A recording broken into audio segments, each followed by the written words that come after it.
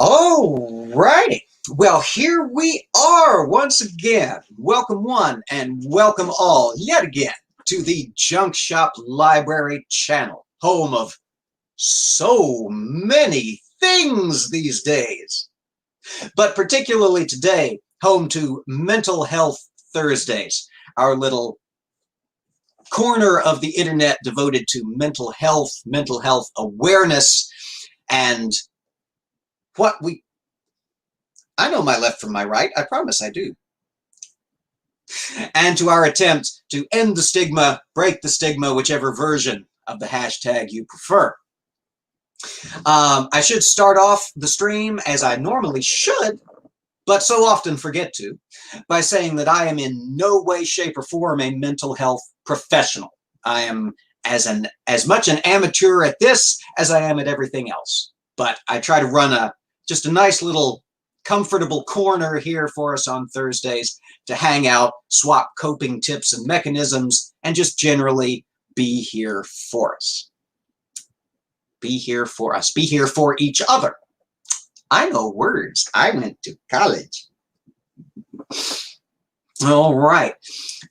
Firstly and foremostly, y'all know what I must do. I must thank my fantabulous patrons. You see their names scrolling at the very bottom of the screen under my incredibly outsized End the Stigma banner.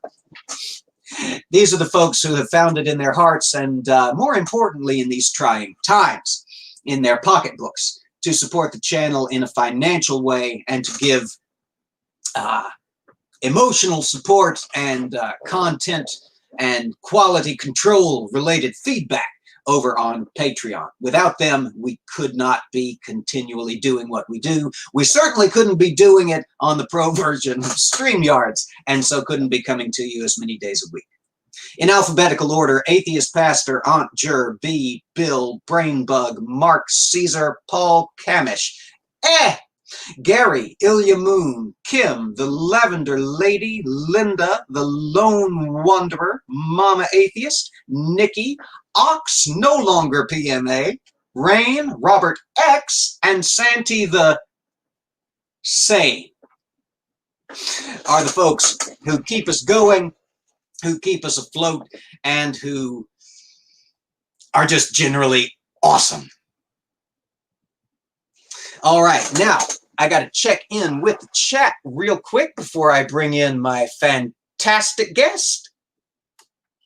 Let's see who we've got here in the chat corner. Mental Health Thursdays. Microraptor, good to see you as always. Even if rarely.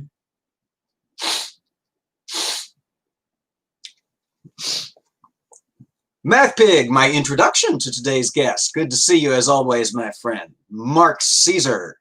Doc Fearsome, not really a doctor. Hello. A bit of tea and Danish. Never again. Ginger Nation, good to see you. Especially good to see you today. Epileptic Skeptic, my friend. Good to see you as always. How is the world treating you today? Whoops, nope, I'm going in the wrong direction. I know up from down. It's the rampant professionalism you've so come to expect here on the channel. Amber Schofield, hello. Good to see you as always. Hadn't seen you in a minute. Lovely as ever. Paul Camish, who is at work. Not necessarily doing work, as we know, but at work.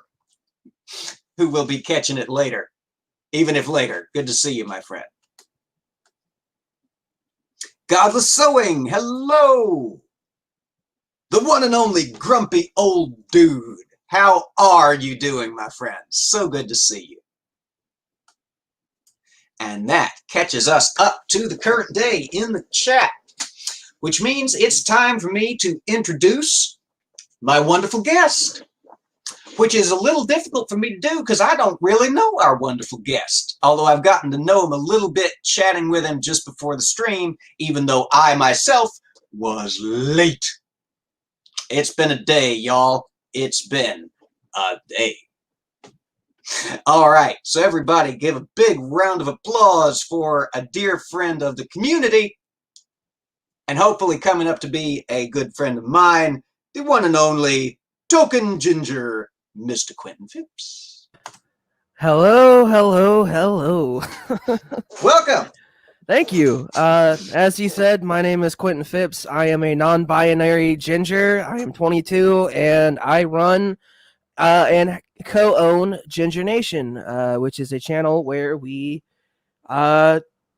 do things. It's not professional to say, but I'm not professional at it. So, hi everyone. Hey, Never Again. I see you. Thank you, MathPig, for introducing me to the lovely Junk Shop Library. This guy seems like a lot of fun, and I love watching your content, man. Oh, thank you so much. I appreciate that. Always lovely to hear. And Mark Caesar, if I missed you earlier, I'm sorry. I'm a little scatterbrained today. The man from down under himself who never, ever sleeps. All right. Well, so Mental Health Thursdays. I know we talked briefly a bit over Twitter. What's your mental health passion? If you had to say, it's when. So I suffer from depression, BPD, anxiety, and PTSD, and a few others. But like, what I love to do is when I know, like, I have a few friends who suffer from the same things I do, and we like to get together maybe once a week or so, and talk about how our week is going, if we had any minor setbacks, and then how we kind of got over said setbacks. I didn't feel like getting out of bed one day, but I remembered my favorite song, so it gave me some power to get out of sleeping. I like to try to encourage people not only to find the right solution to help them deal and cope, but also to try to overcome something that seems very unconquerable. And it's funny because I'm very young, but I try to be like a little flashlight in a sea of darkness. Just that guy at the concert that does it way too early, and he's just swinging the lighter back and forth. That's me. Better to light a single candle than to curse the darkness. Exactly. Yeah. Go ahead. Mark Caesar's got a good point in the chat. Says, as I got older, I realized, I wonder what happens if I try to pull something up when I've got this much stuff on screen already. We'll find out. Yep. Okay, good. As I got older, I realized literally everyone had issues. Knowing that made me feel less isolated. Amen. That is truthful, yeah. Amen. Some of y'all in the chat know. Some of y'all I haven't known very long, so you may have joined the channel since I talked about these. I myself as well suffer from depression, and I have a huge amount of anxiety, panic attacks, and a number of other interesting little mental health bobbles and wrinkles. And that was really what inspired me to get this this little corner of the channel up and running. Was right. It's hard to it can be hard to find people to open up to, and it can then be hard to open up even if you do find them. Exactly. So yeah, we try to create an open and welcoming environment for such things. I did want to answer Microraptor real quick, and for anybody else that was curious, I go by they them. Those are my pronouns. And I don't like some of my friends still aren't really familiar with me being non-binary, so I don't get upset when people call me he because I do sound somewhat like a man-ish. So yeah, but I just go by they them. Sorry, that was a long explanation for a short answer. No, not at all. That's something I should have asked you before we got started, and it just it's all good. slipped my mind. I go by they them as well. Hey, but non-binary buddies! Non-binary buddies, yeah. But I just came out both to myself and everybody else in the spring, so I'm still sort of getting used to that aspect of things, trying to make sure I remember to give my pronouns and ask other people's. I actually just came out in the spring as well, which is crazy. I came out in about 3 days before my 3-year celebration of being sober, so April 17th. Well done. Congratulations. Hey, GeoSam, good to see you. There's one of my favorite people of the internet, GeoSam. I still got to thank him for everything he does. And yeah, MathPig does call me ball bag.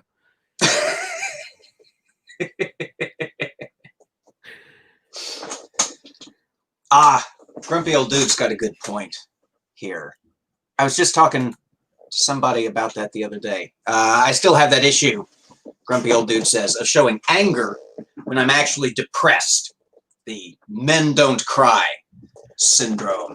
Yeah, that's so really quickly. If you don't mind me plugging one quick thing, it's not really mine, but so if you watch the channel like MathPig or GSM, they know this. I have a StreamYard link where if people donate, I am going to, like, this whole month of November, I'm going to be giving all of the donations to a group called Movember, M-O-E, and then Vember. And what they are is they empower men who have been assaulted in any way, deal with mental illnesses, or and they encourage them to speak out. Help them find people that will help them, guide them through what they're going through. And they also they're heading the research of prostate cancer. And one of my friends I just found out actually has prostate cancer. So, we will, like, they caught it really early, and, I'm really grateful for that. But he and I will be doing that together. He's doing his own thing. He actually has a little drive at his job, and I'm doing it on YouTube because, what else can I do? So, yeah, Movember is a really great cause. If you guys want to donate to them, I highly recommend it. They've actually empowered me, because I actually used to live through the men don't cry, and this was before I found out I was non-binary. I grew up in a place where men weren't supposed to show emotions. They were supposed to keep everything bottled up, and they're not supposed to talk about what's going on.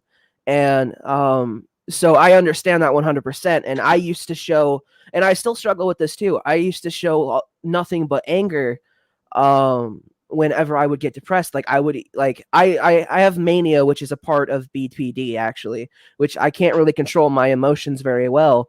And so, like, if I was feeling like a deep depression, the first thing that people would notice is every little thing would make me angry, because I didn't want to feel as though I was weak.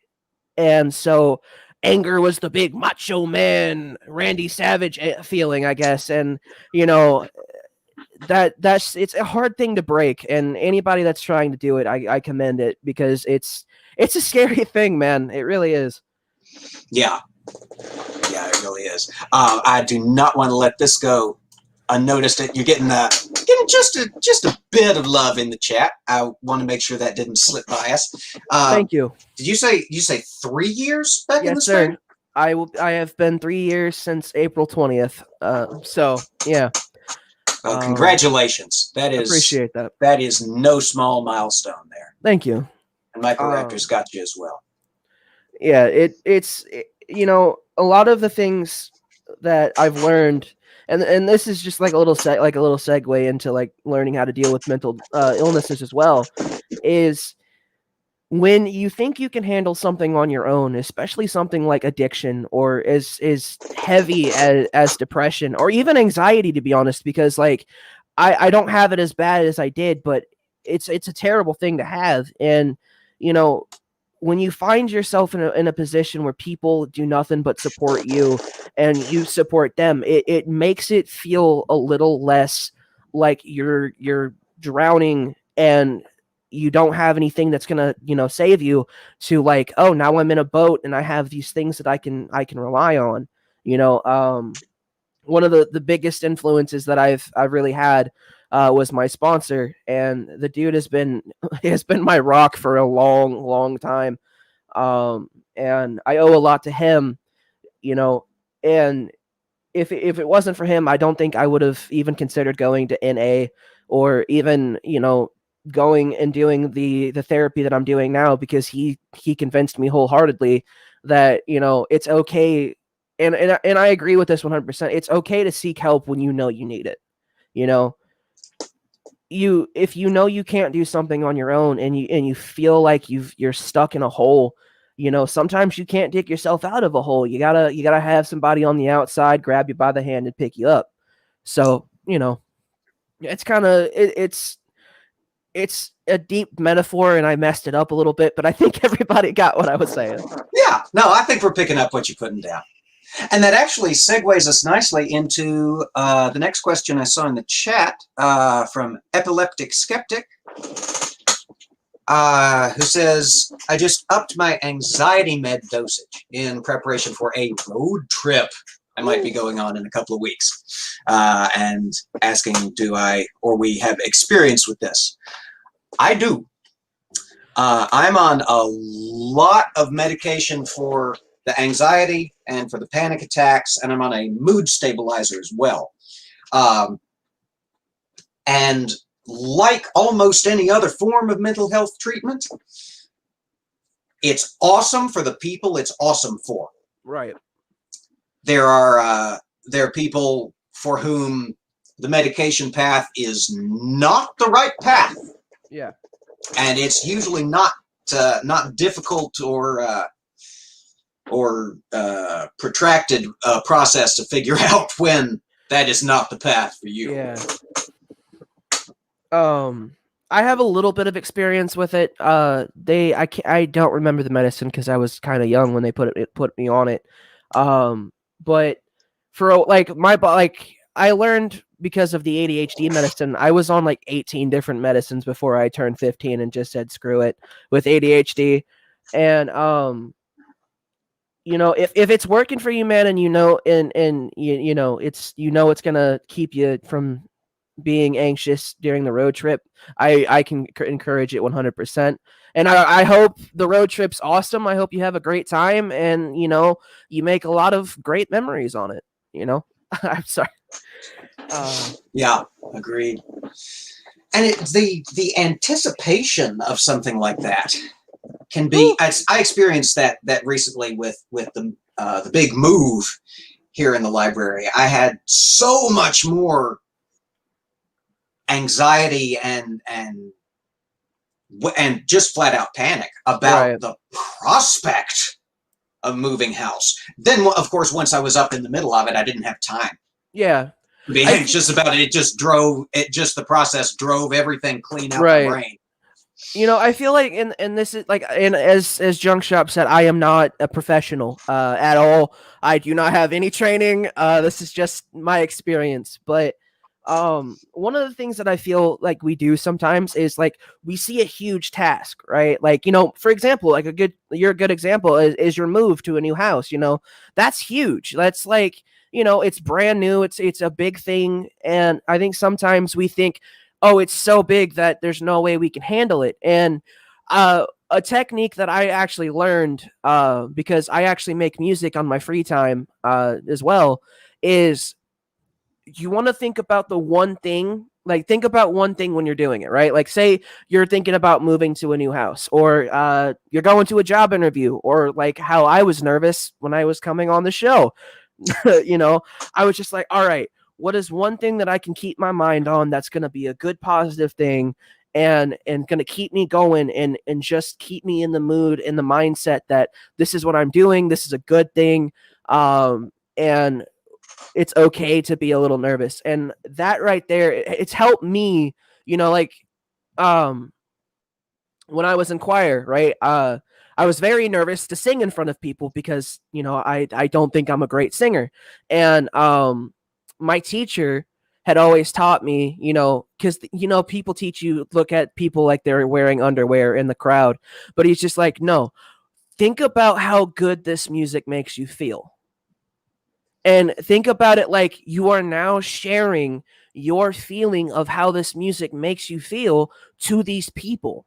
And like that was such a weird concept. Like you're sharing positive energy. Like, the new house. I bet you love the thing now, Junk Shop. I bet you think it's awesome, and that's what gets you through, is just like that one idea of like, this is going to be awesome and it's going to go well, because there's always those weird thoughts that creep in a little bit. That's just like, oh, this is going to go bad. This is going to blah, blah, blah. This could happen or this could happen. And then it just snowballs into like a giant avalanche of, holy crap, I don't know what I'm doing, so like, I would recommend like, on like, for example, your road trip, think of something that you've always wanted to see when you're on the way there, and keep that in your mind and that way it'll convince yourself to count down the days and be happy for the trip, because it's a little weird trick that a ginger kid, taught himself to do. So,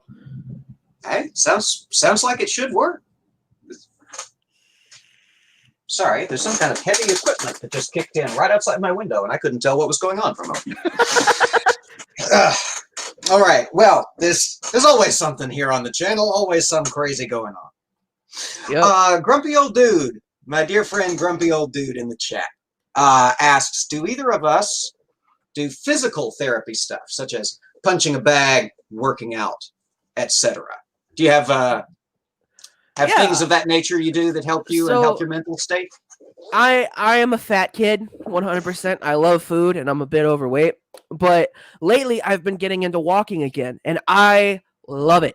I get to go and see all new parts of the town that I'm in that I haven't seen yet, or I'll walk to the forest and I'll just chill and listen to birds sing.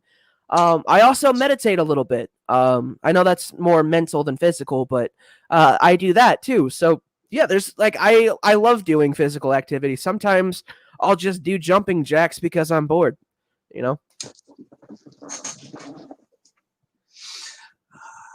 Yeah, I do. My preferred getting my hands dirty activity is literally getting my hands dirty. I do a lot of gardening, and there's just something about getting out there, getting your hands in the dirt, helping something to grow, nourishing something that is at least at some level dependent on you for its continued well-being. It helps.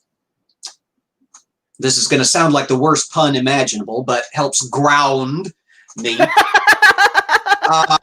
was unintentional, but I had backed myself into a corner with that sentence. I didn't know where else to go in it.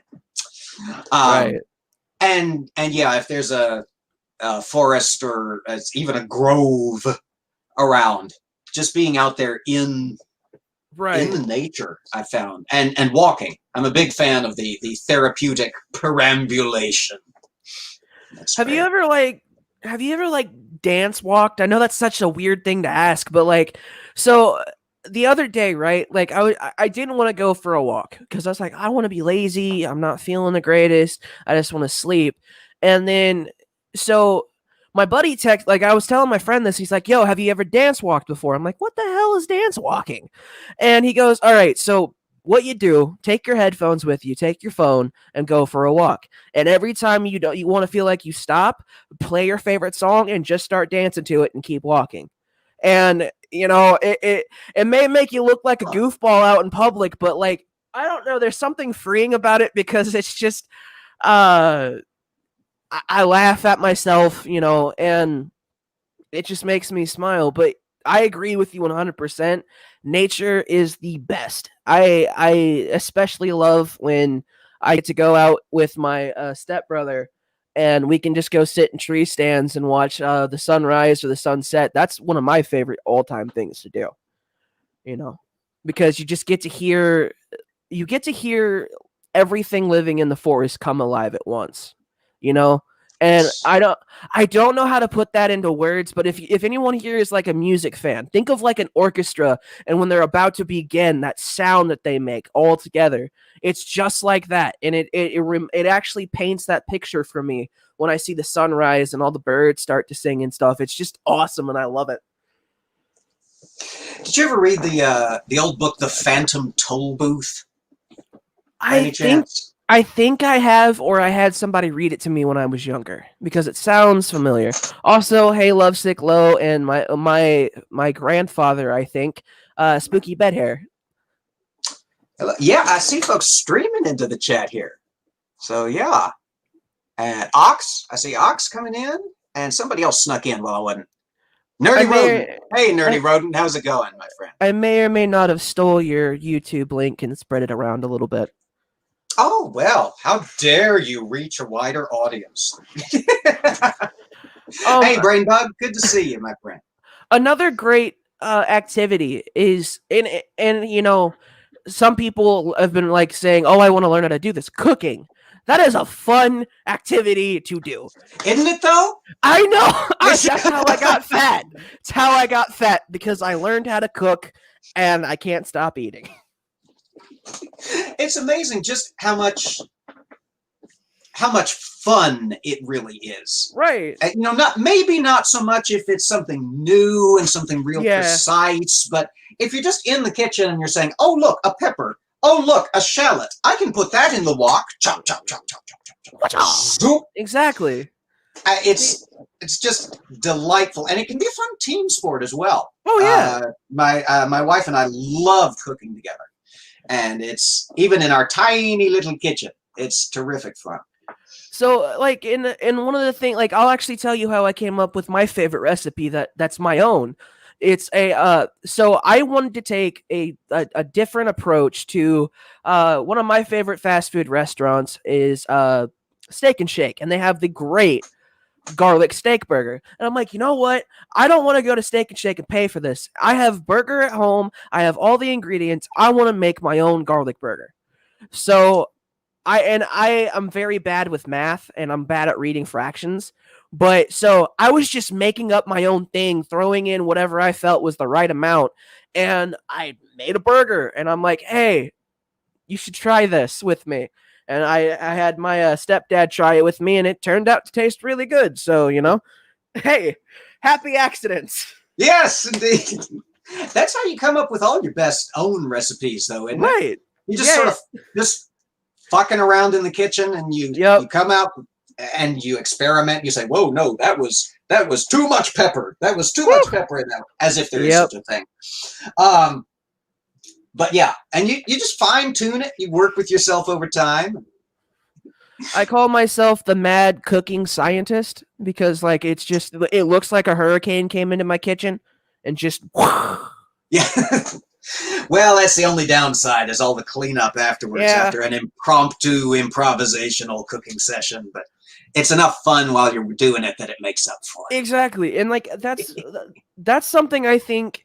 Like is one of being creative is my favorite way to cope. As I mentioned before, I make music, I write lyrics, I write stories, I write poems, and I am currently working on a D&D campaign because I love D&D.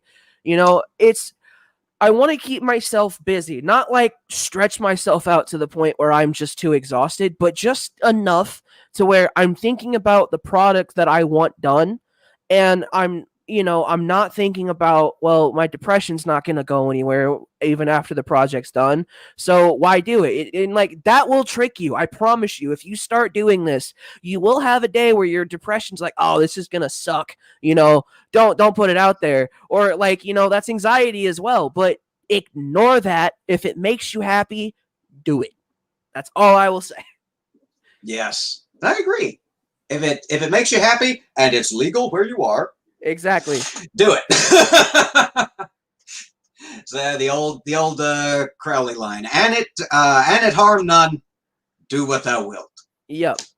And I can roll with that. Ox says, "LOL, cooking with ginger has a ring to it." Yeah, I've had a few people tell me I should start a cooking channel on YouTube.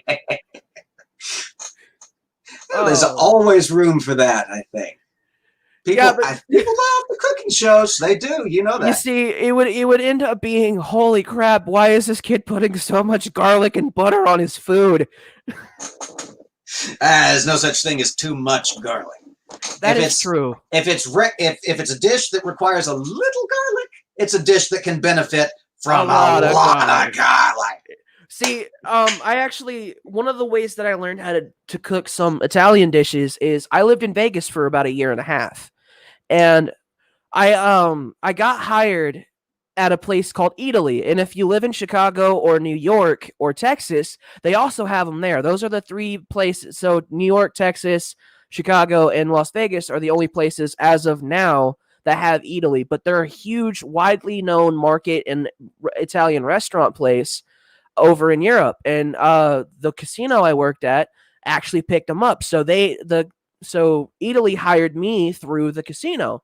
And I got to do a whole bunch of different jobs. And my favorite thing I learned how to cook was prosciutto. I learned how to actually properly cook prosciutto, and you don't cook it. You let it get cold, because that's how they serve it in Italy. They in Italy too. They don't cook prosciutto. It's perfect the way it is. That's what I will say. So now I'm getting hungry. See, that's my problem. I'm always hungry. Yeah, here, Nerdy Rodent's got us with the recipe ideas here in the chat. 1 clove, 1 garlic bulb is what that actually means. Yep. All right. We got brain bug.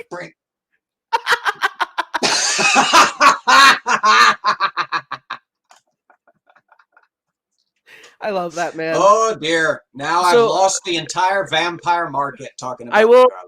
So a good little fun fact about Brainbug is almost every time he sees me in a live chat, one of us will start quoting Tenacious D at each other, and not just any Tenacious D song. It's Kickapoo almost every time.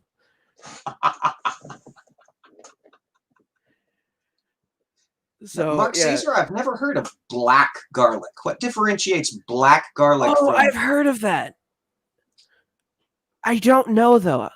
That's actually a good question. Well, apparently we're missing out on something, because everybody in the chat knows what it is. Nerdy knows what it is. Yeah, I've heard of it, but I've never had it. All right. Well, something to add to the list of things I must try. Yes. Also, if you want to try a really disgusting combination that actually kind of tastes good in a really weird way, Funyuns and chocolate pudding. Ooh. It sounds horrible. That sounds revolting. It sounds terrible.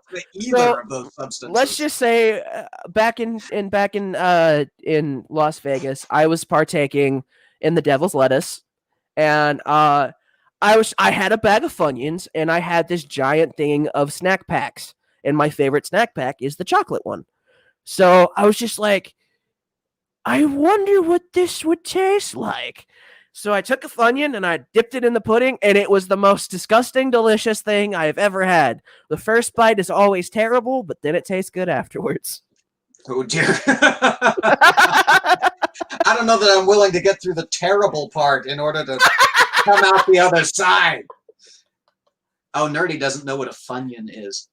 Okay, it's how does one describe a Funyun to someone who knows not what it is? A Funyun is basically a golden crispy chip that is a circle, and it looks like a fried onion, but it is onion flavored chips. And for all my friends in England or in Irish, crisps, because I know the difference. Oh, Nerdy, and it's American thingy. Yeah, am I correct? Exactly. Crisps. Yes, crisps. Oh yeah, they're a terrible American invention, but they're so good. Okay, this is what I'll say. The 5 worst things that have tasted so damn good: White Castle, Chester's chicken, because Chester's chicken should be illegal on how good it is, and my friends and I both agree on that. Steak and Shake, Jack in the Box, and then Funyuns and chocolate pudding. All 5 of these things should be illegal because they're terrible for you, but they taste so damn good. Yeah, I was about to say, not only am I hungry now, but I can feel my arteries hardening right here in real time. Yeah, same. All right. Nerdy Rodent has heard of exactly none of those things. Ah, well, that's all right. You don't know what biscuits and gravy is either, Nerdy. Wait, how do you not know? Is that really only an American thing? Yep. Wow. Come to find out. That's crazy. I could have. Wow. Okay. All you really need, make some biscuits, make some brown, or for those that are adventurous and like it, white gravy, and you can make it plain. You could add some salt and pepper or some meat, or for my vegetarian friends, some, vegetables. I almost said vegetarianables. I don't know why. And it's good. It is deep South cooking, but I was born in Oklahoma, so it's good food. It's that tasty stuff. It's good. It's terrible for your body, but it's good for your soul. Oh yes. A lot of people like to serve it with eggs. I'm not really much of an egg fan unless it's scrambled or deviled, which makes no sense. But I like to serve biscuits and gravy with what are they called? Pork links. That's what they are. Because I'm a carnivore, unfortunately. Yeah. Oh, it's I'm gonna lose all my vegan friends if I keep talking about the kind of things I like to eat. But I will not lie. So that vegans and vegetarians have some really weird but interesting meat alternatives. I don't remember. I don't remember the name of them, but a buddy of mine convinced me to get these. I think they were vegan, or I can't remember exactly. I think they were either vegan. I'm pretty sure they were, but they were chicken nuggets, but they weren't made with chicken. They were made with plants, and they tasted the exact same. That doesn't mean, however, that the Impossible Whopper by Burger King is good. It is actually disgusting. Yeah, I haven't braved any of the Impossible Meats yet. I've heard mixed reviews of the Impossible Meat. Ox says vegan equals bad hunter. Okay, that's funny. That's an old joke, but it's a good one. All right. Oops, there it went. I had a thought that landed upon the tip of my brain, and then it flitted away like a bird. I might have the thought, actually, I had a question for you. Oh, fire away. So what would you say the hardest thing to deal with like anxiety would be?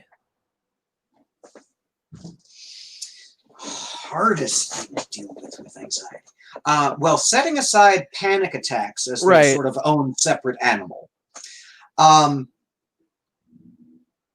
would say public perception. Yeah, that's a good one. Because if you say, I suffer from anxiety, what people hear, a lot of people, not to paint with too broad a brush, not to say everyone, but what a lot of people seem to hear is, I get nervous fast. Yeah, and I actually have. I'm like, no, my grandmother got nervous fast.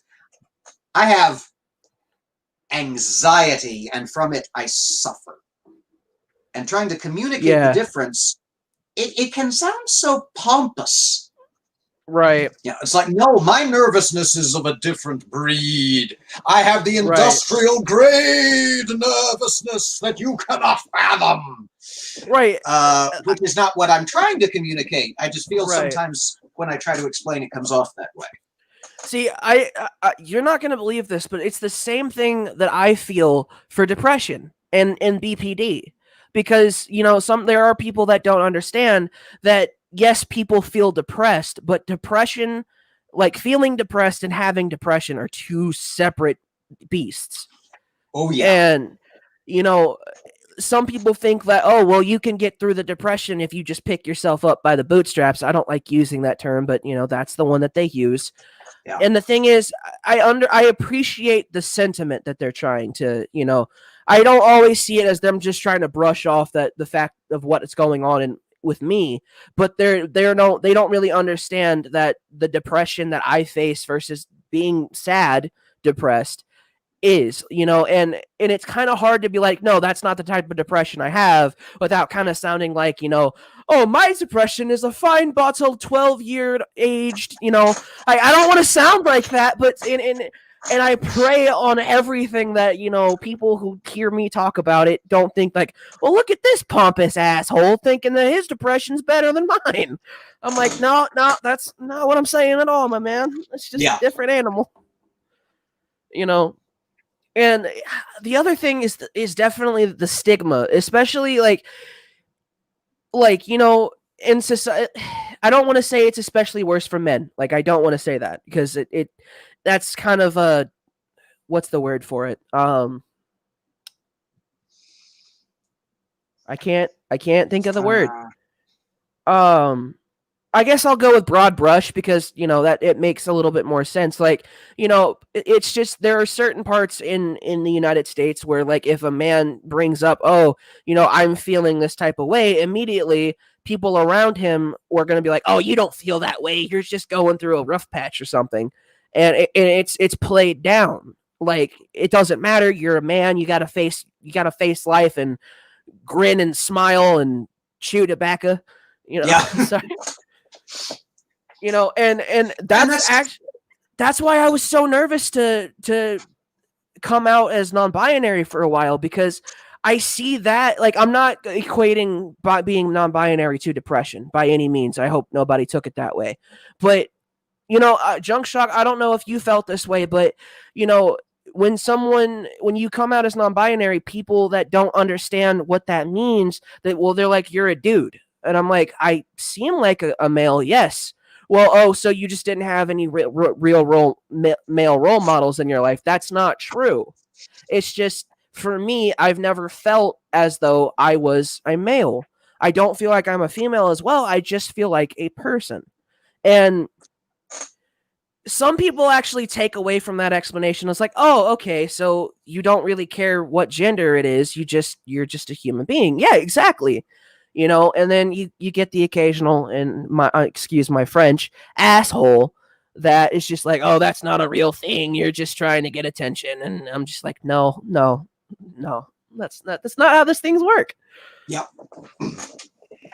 How was your coming out experience? Did you have it relatively easy? Did you have a real shit time with it, or did you just kind of float in the middle? So when I came, the non-binary thing was easy, because I came out as pansexual to my adopted parents, and when I was 18, they just got rid of me. So, I didn't really have to worry. It didn't. Yeah, exactly. Epileptic. Thank you. You actually, I guess you foreshadowed what I was going to say a little bit. That's kind of cool. But the thing that I was more worried about, right, was my friends not understanding, because for a long time I didn't want to admit I wasn't a male. I didn't want to admit it. I was fighting it, like, because there was always that thought in the back of my head, like, why are you trying so hard to be masculine? You're not. You're not like this. Why act this way? And a lot of the time, and I'm asexual as well, which that's, I can explain that a little bit later. But one of the things that I've faced with that is people were like, how can you be asexual if you're attracted to other people? Or like, how are you asexual at all? Sex is a natural thing. Are you just ashamed of it? No, how do I put it this way? I don't think about sex really at all. I'm not powered to it. I'm not drawn to it. If I love somebody and I'm with them and they, they want to do it, I want to make them happy, and therefore I get in the mood for them. If that makes sense. Like, it's not me being automatically like, all right, I'm horny. I'm sorry, I don't like using that word, but it's, I couldn't think of another one. And it's more of like, I don't feel this way at all, but I would do it for somebody that I loved, that I'm with, that I want to be with, if that makes sense. And for a long time, all of those things were just like, they scared the hell out of me, because I've never really been around anybody like this before. And I started meeting people on the internet that gave me more power to embrace who I was. And then one day I was sitting with a group of my friends, we were eating and we were talking about like different things. And I'm like, hey guys, I want to tell you something, but it's kind of hard. I'm non-binary. And all my friends were like, bro, we already knew that. Like, come on. Like, what? I'm like, oh, wait, what? And they're like, yeah, dude, we've always known that there's something different, and we don't mean that in a negative connotation. It's just, we know that you're not a man, and I'm like, and that right there kind of just erased all of the worry and anything that I had going on in my head. So, I mean, it wasn't a hard thing necessarily. It was just getting over that mental hump that was the challenge. And somehow we're always the last ones to know. Yeah, right, exactly. Right? It's like, that was what happened when I came out. It was, people were like, okay? And you were figuring... Right, I'm just, like... So one of my friends, and you'll see him in the chat, is Lovesick Low. We've been friends for a good 6 months now, but we became really close. And he was actually one of the first people that got me to realize who I was. And they're like, dude, how do you not see this? I want to shake you by the fucking shoulders until you know. And I'm like, I'm sorry, I just figured it out. And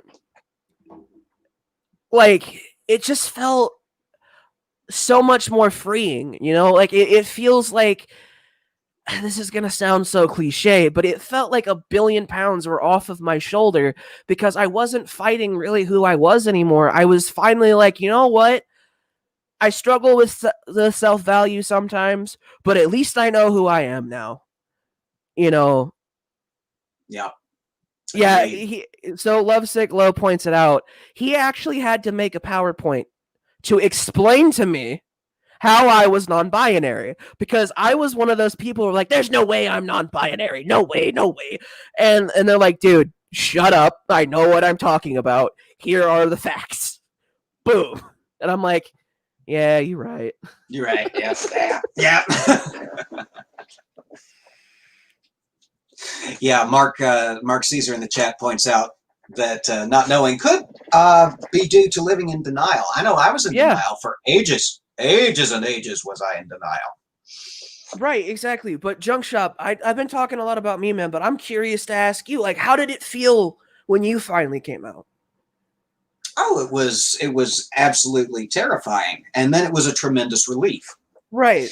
When I came out, the first person I came out to was my wife, and that was really what scared me the most about the whole process, because I had met her as a dude, had married as a dude, and then, all of a sudden, a few years in, here I turn around and say, oh, by the way, I'm not a dude, come to find out. Exactly. But she was one of those people who just kind of looked at me and said, okay, and is this going to change anything? And I said, no. Right. And she said, okay, well, then it doesn't change anything. My God, what's the big hairy deal? We had to sit down and carefully stage this encounter for this. Dude, like, I hope this doesn't come off wrong, but sometimes, do you ever feel like it's like a soap opera thing in your mind? You're like, oh, shit, here we go. It's going to be like what is it? All my, shit, what's a good soap opera show? I don't really watch them. I don't watch them either. What's still on the air? Days Yeah, of Our Lives? there we go. That's a good one, I guess. Days of Our Lives, like, Martha, I'm non-binary. No! Just And then there's something this like that. loud chord of music, and we cut to a Miracle Whip commercial. Yeah. Oh, if only that could happen in real life, man. I would be so happy.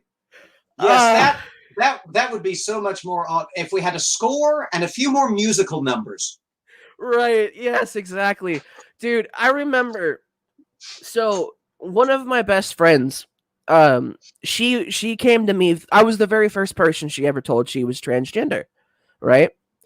And she was like, I don't know if I'm ever going to be able to tell my parents. And the one thing, and I wish I would have gone by my own advice, and I don't know why we don't go by our own advice sometimes, but I was just like, look, this is you. This is who you are. You get to decide who you share this with. And if you think that people can't accept who you are, maybe rethink the relationship. Because I told her, look, I have always loved you, whether you're male, female, non-binary, whatever. I'm going to love you and support who you are. You know, and so a few months later goes down the line, and she comes to me and she's like, hey, I want to come out to my parents this weekend, but I'm too afraid to do it alone. Would you mind coming with me? I'm like, of course, you know, I'll come. You know, just remember, this is your time to talk. I will be there for, you know, emotional and spiritual support, but I want you to be able to do this. And so she was in theater, right? This was back in high school. And she's like, I have this really cool idea, and I want you to do it with me. And I'm like, all right, what is it? And she told me, there's a skit that I've been working on, and I wanted to do it, you know, so that way my parents can understand. And I'm like, all right, what are you thinking? And so basically what it was is, if I don't know if you watch anime or read manga or anything like that, but there's an anime style called Slice of Life. And it's just kind of like a sitcom, but anime version. And she goes, I want to do something like this. And so I'm like, all right, cool. I don't like dressing in costume. Can I just show up in my normal clothes? Like, yeah, we're not going to do costumes or anything. Just whenever I start, just follow my lead. I'm like, all right, cool. And we did what we did. And her parents actually started crying. And they're like, we're really proud of you. And I'm like, I was so, and I'm sorry for cussing, but I was so fucking happy. I really was, because the thing was, I understand what it's like to be scared to tell your parents, you know, like it's horrifying, you know, but when your parents give you that, I'm proud of you for finding that out, your heart, like, it's like going at the top of the, like, a very tall building and the elevator just drops, but in the best ways. You know, it's just full of relief, full of happiness. And I even started crying. I was just like, oh my God, this is so awesome. Oh, that's fantastic. Oh, I love it when those stories go well. Oh, yeah. The thing is, man, I was actually her best man at the wedding. Like, she's like, I don't care about bridesmaids. No, he is my best man. I'm like, all right, untraditional wedding. I'm down for this. Let's go. And I remember, because I actually knew the person that she was getting dated to. I was actually kind of friends with his brother. So I grew up with him. And I accidentally introduced them, like, not like accidentally as in, oh, it was a terrible idea. No, it was just a legit accident. We ran into each other at Starbucks because I wanted a coffee cake. And so whenever I got to give a speech, and I am terrible at speeches, 100%. I get nervous as hell. And like, I remember going up there and telling the story of her coming out to her parents, you know, and the one thing that I said was, you know, just like the family came together with her when she was at her most vulnerable, I hope that you two as a couple, You know, that's how I used it. And that's how I see like love in any way, like not just in a romantic sense or a familiar sense, but like how you love your best friend. Like, I feel like love sometimes gets misconstrued for one thing or another, when all it really is feeling a connection with somebody that's so great that you know you'll do anything for those people. You know? That's a And great way to put it. I like that. right, like I'm a bit of a hopeless romantic, so you know, excuse the cheesy stuff, but you know, I grew up not knowing what a family was. I was I was in the adoption agency, the foster care home, an orphanage, and all kinds of stuff like that. So I really didn't know what a family was. And one day, you know, I'm talking to a group of friends, and like it was coming up to Thanksgiving. I didn't feel like going to my adopted parents', and I was on my own, and they're like, dude, if you don't come to Thanksgiving with us, we're going to drag you out of your house and beat you with a stick. And I'm like, what do you mean? You're supposed to spend Thanksgiving with your family. And then I go, you're a dumbass. You are our family. Get over here. You know, and that's why I try to be that person with people. You know, if you're a good person and you and I know this from the bottom of my heart, you know, you're a genuine person, I will treat you with as much love as I can. You know, I want to support people, and I got lost and off track with my YouTube channel, and I will be the first to admit that. I was going through some of my own things, and I guess I was taking it out kind of on my YouTube channel as, you know, like, this is my channel, I'll do what I want with it. And I lost track of what I wanted to do with my YouTube channel, you know, and right now I'm not doing like a great grand gesture of whatever. It's just like kind of like what we're doing now, just talking. And, you know, I talk about like anime, nerd culture, movies, music. And I do that because there are a few people that watch my YouTube channel daily. And I won't name names, but they wrote me an email that I will never fucking forget because it meant a lot to me. They said, you know, the night before I found your YouTube channel, I tried taking my own life. I felt hopeless. I felt nothing was good. Nothing was going to be good. There was never going to be anyone that could understand. And they had actually watched a live stream that I had did where I was talking how I felt hopeless about something. And I was actually crying on the stream. And they're like, the fact that you were so open and honest about what was going on and how you were just consoled by your friends actually gave me something to believe in again. And we still email each other every day. I check on them every day to see how they're doing. And they're like, I'm still watching your channel. I'm still recovering. I'm still doing the best I can. And I hope the same for you. And every time I think about deleting my channel, I think of them.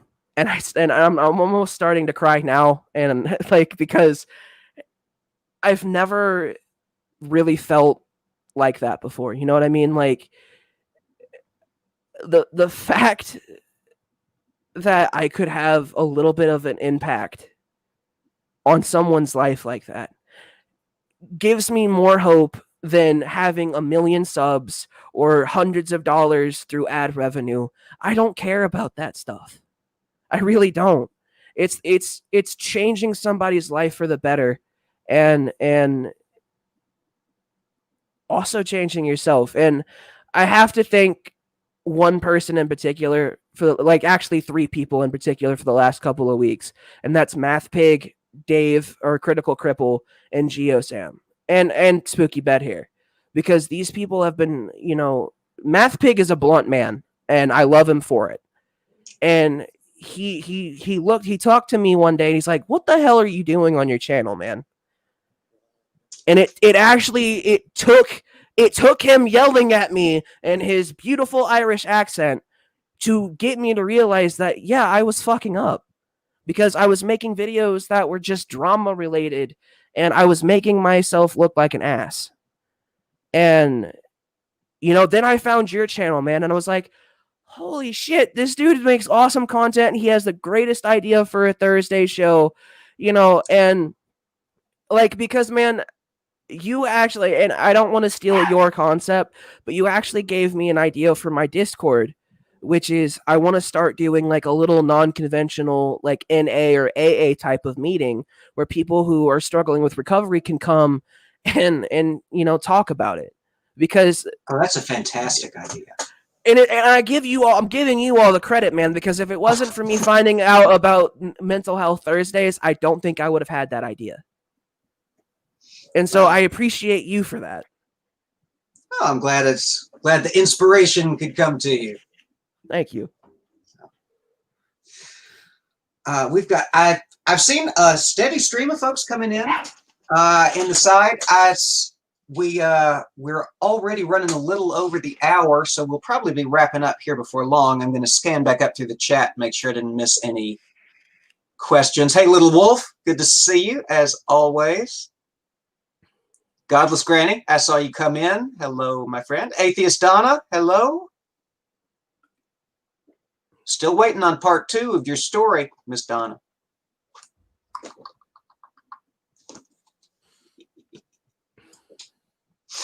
All right, let's see.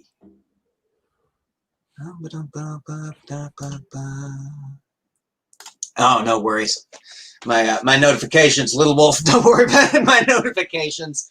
Y'all know me in technology. So.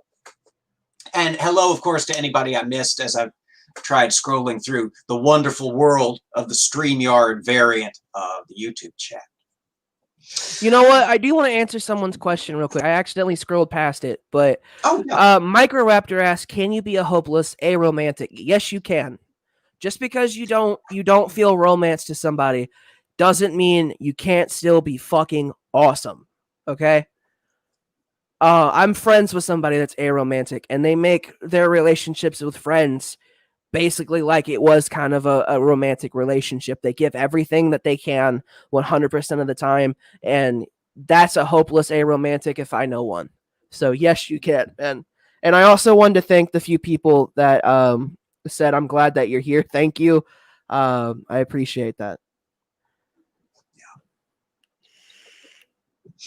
I love just sort of here towards the end, I want to loop back to something you mentioned. You were talking about the individual who reached out to you and said they had been in a very dark place the night before discovering your channel. It's easy for us to forget, I think, sometimes as content creators, that the kind of reach and the kind of impact we can have. Right. And I see a lot of, I don't want to rain on anybody's parade, but there's a lot. It's very easy to go very negative sometimes. Right. And I think we do need to remember and to be conscious of the fact and the bulk of the folks in the chat here today are content creators. I think we've got some who are not, but those of us who are, I think, need to remember and need to be conscious of the fact that we're being watched and that we can have an impact on people, even if it's people we don't know and never meet and never show up in the side chat. Right.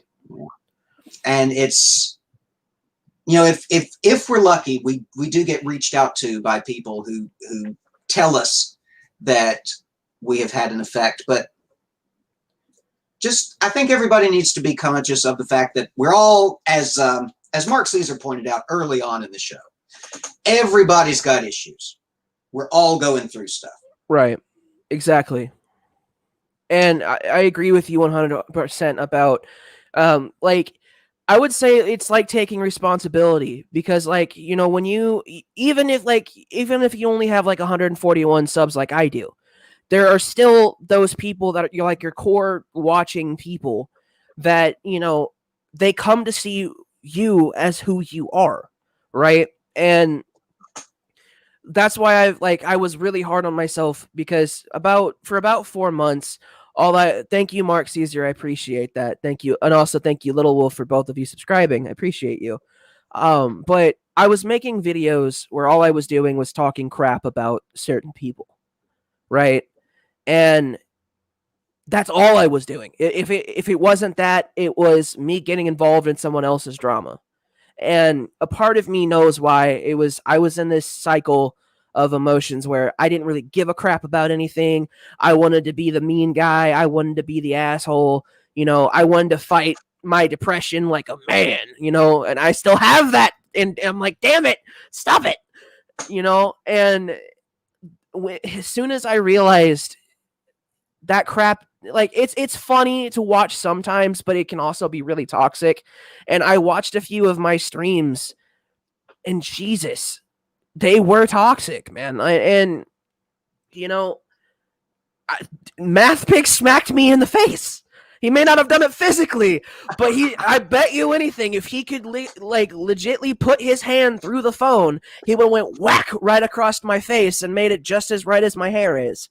And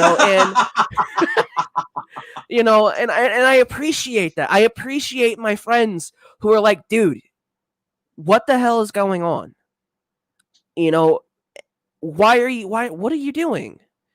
And when I remembered what I had fun with, like I like streaming video games. I like playing on my PC. I like talking about, fun stuff. I don't know much about politics or anything like that, so I don't really have those conversations. But if you want to talk about who the greatest jazz artist of all time is, more than welcome to come on the show. I love jazz. Duke Ellington, of course, by the way, that's the answer, and any other answer is incorrect. Sorry, Thelonious Monk. I'm going to have to check them out now. Thank you. You gave me a project to do. But yeah, no, the thing is, when you realize what you can do just being yourself and the positivity that comes from that, it makes you want to do content. Like, if you're getting to a point where YouTube's just like, okay, I'm not having fun with this, I don't want to do it anymore, reevaluate what you're doing. And I had to do that, and I've done it several times in the last year because I get like that sometimes. And and I'm still looking for it, and if anybody wants to give me suggestions, I'll take them. But I'm still looking for what really calls out to me as a YouTuber. And so, that's what's getting me excited about like future things. Like, for instance, we're writing a campaign for D&D, and that's making me excited because it gets my creativity going. And I'm going to be recording it for the channel. It's going to be a lot of fun. And maybe D&D is not your thing. There's plenty of things out there, and that's why I appreciate Junk Shop. I appreciate you. I appreciate Dave's channel, MathPig's channel. I've watched a bit of Teen Danish a couple of times. They're really good. Mama Atheist. Like, all of these people have different things they talk about, and then similarities, and they get together and they share their opinions, and that's what makes, in my mind, a good YouTube community. When there's that form of camaraderie, and it's not just about, oh, you sub to my channel, I'll sub to yours, like, Junk Shop, please come on my show whenever you can, man. Like, you're more than welcome. Anybody is more than welcome to come on. I'll have a talk with anybody. Like, the best thing that you can do with, like, in the one thing that I always do to try to help me deal with mental depression is not only help myself, but see what I can do to help someone else, and whether it's monetarily or, an emotional support. I would like on my show, I would love to come on. But that's I'm sorry, I've been talking for like 15 minutes, but that's No, not at all. That's the shtick that I try to stick to. Well, and that's the community aspect of it. That is what has kept me going with my channel through some some times that were not great for the channel and some times that were not great for me. But finding this weird little community of such a wild and wacky assortment of people that have really come together as a family over really just, I mean, I've only been involved for the last year or two. And but it's a fantastic place, and there's so many wonderful people out here, and so many people who will let you lean on their shoulder so hard when you need to. Right. If I can brag about one person real quick, I don't know if Dave knows this, but I was actually in Dragnot Silvis's Discord, and one day Dave posted, "Hey, does somebody want to come on the quiz show?" Right? And I'm like, "Yo, I'll do it." And then I'm also bragging on MathPig a little bit. MathPig vouched for me because Dave didn't know who I was. And during this time, I was actually in the set, like, I'm gonna delete the channel. I don't feel like I'm a part of the community. I'm not having fun with it. And then Dave brought me on the show and asked me all these goofy, weird questions, and I had so much fun. And it made me think, what can I do to have what they have? And it's inspired me to do so much. And I don't think some people realize that when you do that, when you open up to someone else that may feel like, that may be new to the community, and, they may actually think like, my YouTube channel sucks, I don't want to do it anymore. And then you open that door for them. There's so many awesome things for that. And that's why I'm like, everyone, come on my channel, please. I want to have conversations with everyone. And my favorite person, Surf, is here. Hi, Surf. I miss you. But no, like Spooky Bed Hair. If you don't know who Spooky Bed Hair is, he is the YouTube god, pretty much, because he is literally everywhere. Everywhere, yes. Yeah, everywhere. And Spooky is a sweet person, awesome guy to talk to, and the most loyal person to any of the channel he frequents. Gotta love that dude. Yeah. All right. Well, I think we're going to wrap it up at this point. We've been going almost an hour and a quarter. Time flies when you're having fun. Yeah, man, it's been awesome, and I appreciate the opportunity to come on. Oh, absolutely. So happy to have you.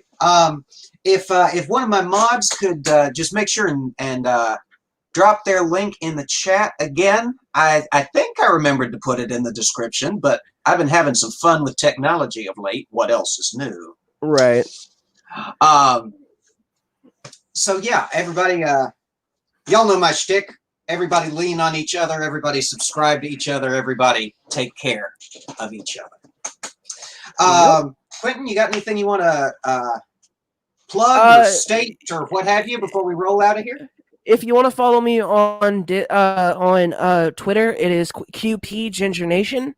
If you want to join the Discord, feel free to join the Discord. I believe it's in my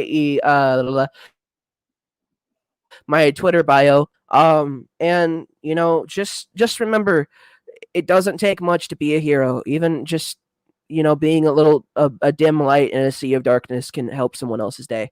And just love each other and be nice. That's all I can really say. And I couldn't have put it any better myself. So on that note, we're going to roll out of here. Thank y'all all so much for being with us today. Some new folks, some old friends of the channel, and some in-betweeners. And it's good to see everyone as always. The channel, today is Thursday because it's Mental Health Thursday. We'll have the normal time improv Bible study, the atheist Bible study, tomorrow at the same time. Patrons, we're going to have to take the weekend streams off just due to some chaos and some burbling in the universe. But we'll be back on the regular schedule come Monday, and we hope to see y'all there and see y'all then.